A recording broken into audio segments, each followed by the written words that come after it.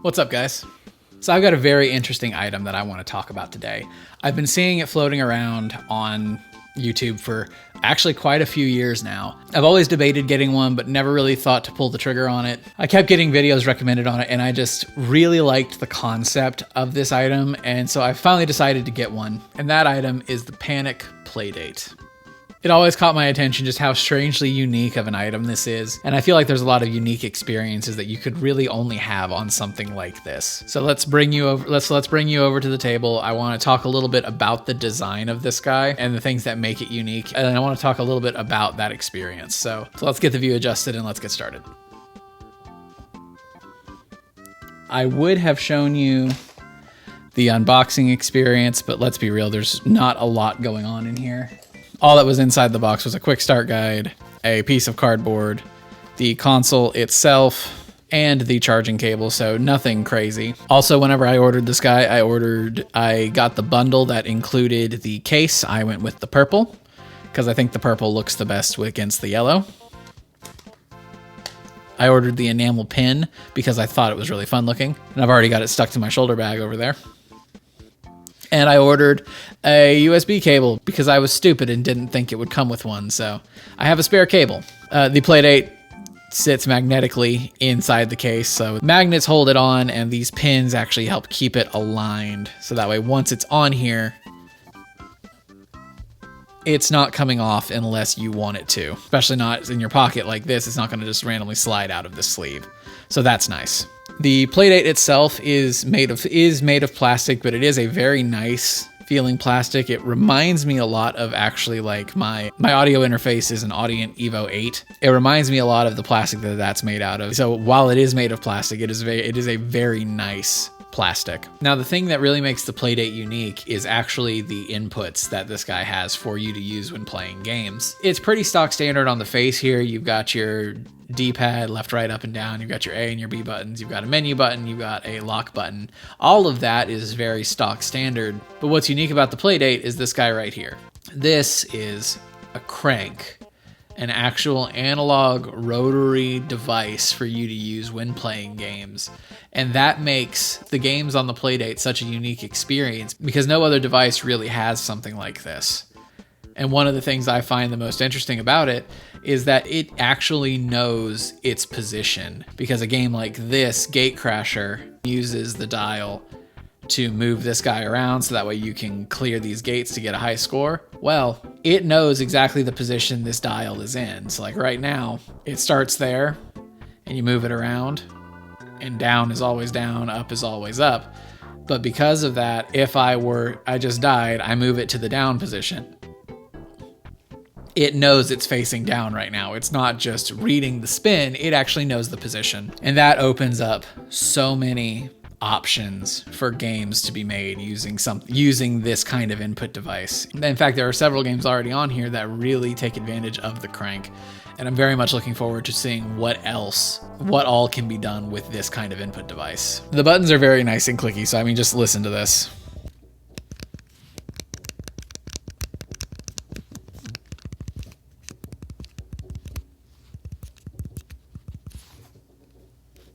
They feel very good in the hand, though if I have to give a gripe on them, I think they might be a touch too firm. Just the way they are, it makes rocking back and forth on the D-pad a little bit harder because you actually have to really get over it and put some effort into pressing these buttons. It's not as easy as some other like modern controllers to get like a quarter circle motion out of this. You do really have to be intentional with where you're pressing, which is good in a way because you're not going to get any accidental inputs.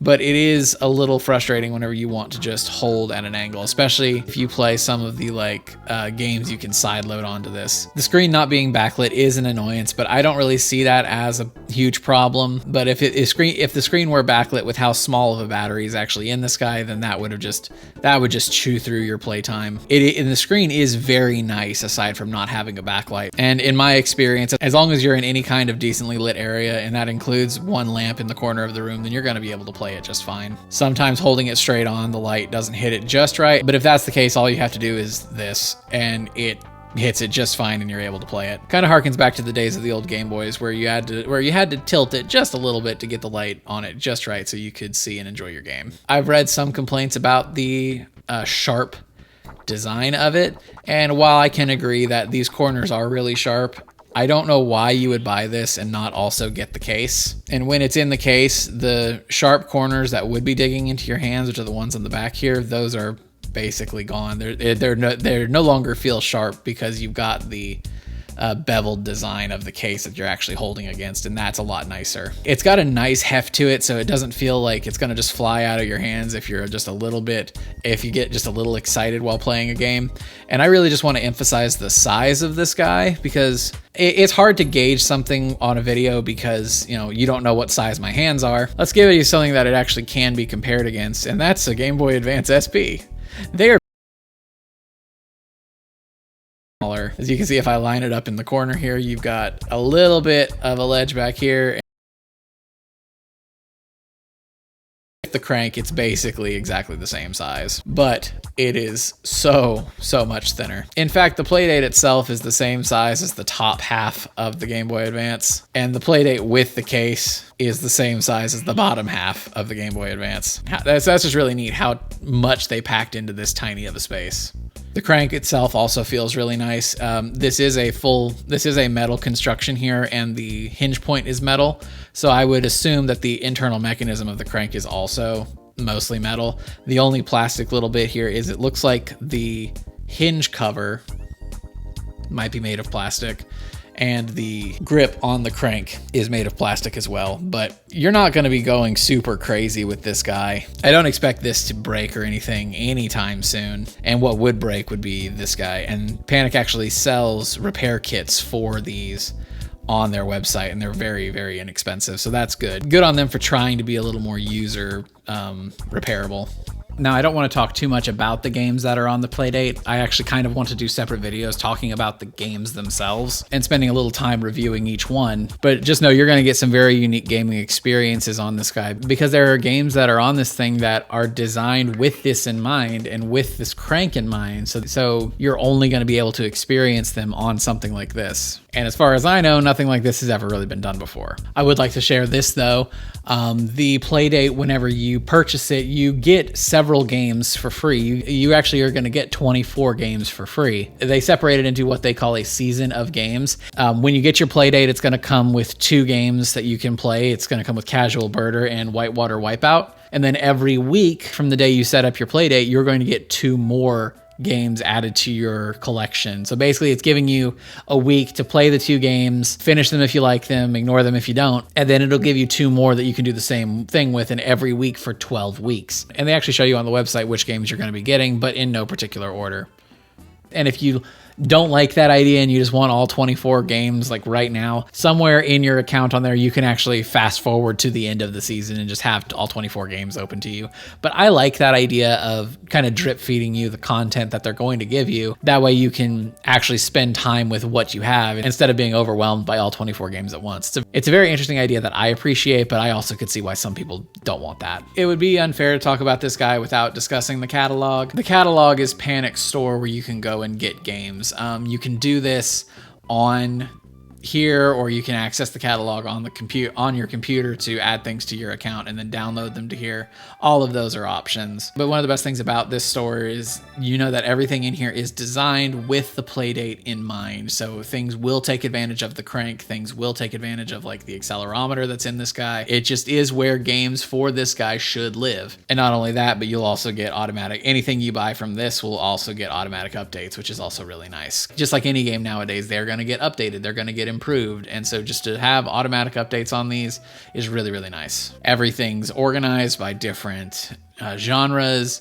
There's apps on here that you can get. There's always something on sale. It's just a very neat little storefront for this kind of device, and I really like it. The only real downside of using their catalog is that it does have DRM on any game that you purchase. There is some positive trade-off for dealing with that DRM. Like I mentioned before, automatic updates. But if you don't want the DRM and don't care about stuff like automatic updates, then most of the games that are on the catalog are available on itch.io. You can just search for a specific thing and then filter by Playdate, and it will show you the Playdate version of that game. There are a lot of games on itch that are also free, like Celeste Classic here. It is a Playdate version of the game Celeste, and it's just really cool that something like this exists. So the catalog's really good. It makes it very easy to buy games. It gives you automatic updates to any games that you do buy, but it does have DRM that you have to accept is there. But if you don't want to deal with that, come to itch.io. You can get a lot of games here for free, and some of the ones that are on the catalog are actually cheaper here on itch if you want that as well. Now, one of the things that I actually really appreciate that Panic has created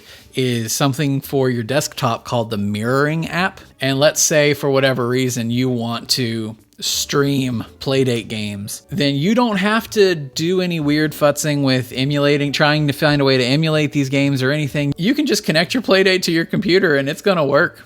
So I've got the mirroring app up here as you can see. Where'd the cable go? You plug it into your computer, make sure your Playdate's unlocked, and plug this guy right in. And it shows up basically immediately. And you can just fully play it by watching the screen. Fantastic! But the good reason about something like this is if you wanted to stream these games for whatever reason, you could. If you wanted to record a let's play of these games, you could. And some of them are very warranting of that, like Casual Birder, which is your first week of season 1 of the games. It's actually a really solid adventure game. I just finished it today and I really enjoyed it. So that's just a really cool thing that they knew some people would want to do, so they gave them a way to do it. And that was really, really cool of them. And for anyone who might want to just emulate these games, they also built one of those for you, albeit that's for the developer side of it. They have a Playdate simulator that's built into the development kit. You can just load the game files into and play the games. Like I've got the Celeste game here just loaded up and I can play it if I wanted to. They give players every tool they would need to be able to play these games. And I'm not super interested in the dev side of things, but they make development of games for this thing I don't want to call it simple because game development isn't simple, but they make it as easy as it could be. Not only can you dive into the coding language for games on this thing, but they actually have an online game builder that you can access if you want to make games but don't know how to code and don't really want to learn. You can go here and make games for this thing. It's really, really cool. Now, I'd be doing a disservice to my audience talking about this thing and not discussing the elephant in the room, and that's the price. The Playdate by itself is $230, and that's a lot of money.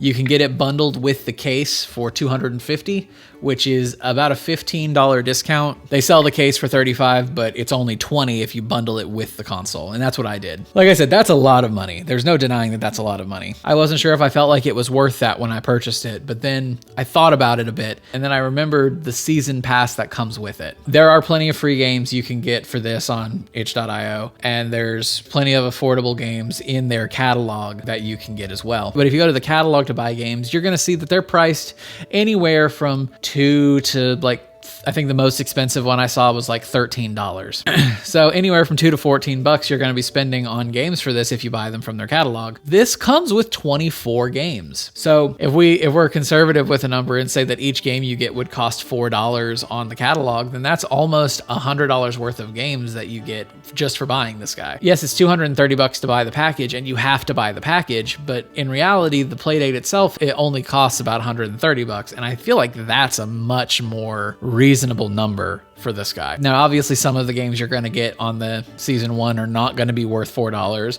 but some of them are going to be worth more than that. I'm only in the first week of Season 1, so I only know the 2 games so far. Whitewater Wipeout, I would say that's probably like a $2 game, but Casual Birder, I'd say is easily a $7 game. I could totally see that still not being worth it for some people, but for someone like me, that would very easily make you pull the trigger once you realize, oh, it's actually not a terrible deal once you realize everything you're getting with this guy. Most consoles that you buy, you just get the console. You might get a charging cable. Kind of breaks the mold by not only being a very unique experience with games, but by actually giving you so much that you can do right out of the box. I'm not disappointed with my purchase, and if this guy has piqued your interest like it did mine, then this might be something worth looking into picking up. But that's just my opinions. What do you guys think? Have you messed with the Playdate, or are you considering getting one? Let me know down in the comments below. I'd love to hear your thoughts as well. But I think that's going to be it for me for this one. Thank you guys so much for watching, and I look forward to bringing you even more interesting tech talk videos just like this one as the days go on. If you like the video, make sure to hit that like button, and if you like what I do here, then hit subscribe, because that does help me out a lot. Again, thank you guys for being here, and I'll see you in the next one. Have a good one, y'all.